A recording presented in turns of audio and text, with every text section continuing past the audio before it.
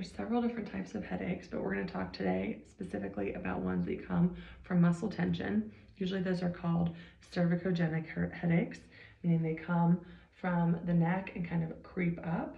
Sometimes they can also come from the jaw. So we're going to go over sort of some of the common reasons that people have those, as well as what you can do to feel better and get out of pain and get out of tension. So the main reasons that people have it, I would say one of the main ones is jaw. So do you clench or grind your teeth? Teeth should only be touching if you are talking or if you are chewing. So if you are just typing away at your desk and thinking your thoughts, your lips should be touching, your tongue should be resting on the roof of your mouth, but your teeth should not be touching, okay? So even if they're lightly touching, but then you do that for a whole 8 or 10 hour work day, we're gonna start having problems. This masseter muscle is gonna get tight, this temporalis muscle will get tight, then you'll start getting tight under here. This muscle group is called the suboccipitals, and there's a nerve under there off of C2 that comes up and innervates the scalp. So if your headaches are the kind that start here and creep forward, maybe kind of get into your eye, and when they get better or worse, they'll change how far forward on your head they'll get. Or even if you have like muscle tension or pain in your jaw also, I would definitely look into that kind because that's very likely the type that it is. What we can do for that is muscle work to the muscles on the outside of the jaw and the outside of the temple here, as well as we like to use a lacrosse ball. You can use a myofascial ball you can get on Amazon, but these are much cheaper and they work just as well. They're pretty hard, so you can really get some stuff done. And just on the bed, you can lay down and put this here. You've got kind of 2 bumps on the back here, which are 2 different muscle groups.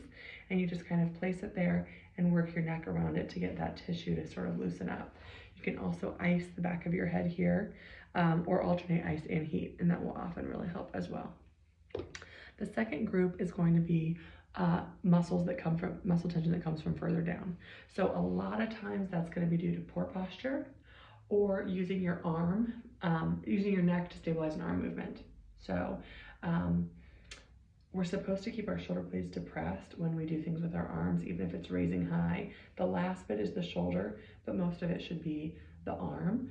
So when you're using your shoulder blade first, they call it a Gothic shoulder, you kind of end up going like this. And the problem is that the levator muscle attaches here on the shoulder blade and also attaches in the neck. So you end up using, instead of using your rib cage to stabilize your arm movement, whatever that might be, you're gonna end up using your neck to stabilize your arm movement. So the body is really smart and it will start making the neck stiffer.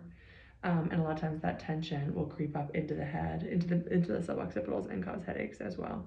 So one of the easiest ways that you can figure out sort of where this might be coming from is just to lay down so that all the muscles in your neck are relaxed, so you're not even holding your own head up, and just sort of touch or palpate these areas. Are there any that are tight? Do they seem different side to side? Are there any that are really sore?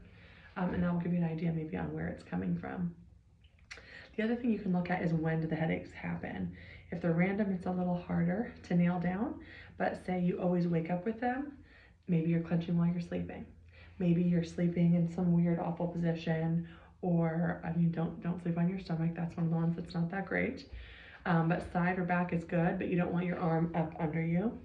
You want to have this space filled by the pillow. The other common thing would be posture.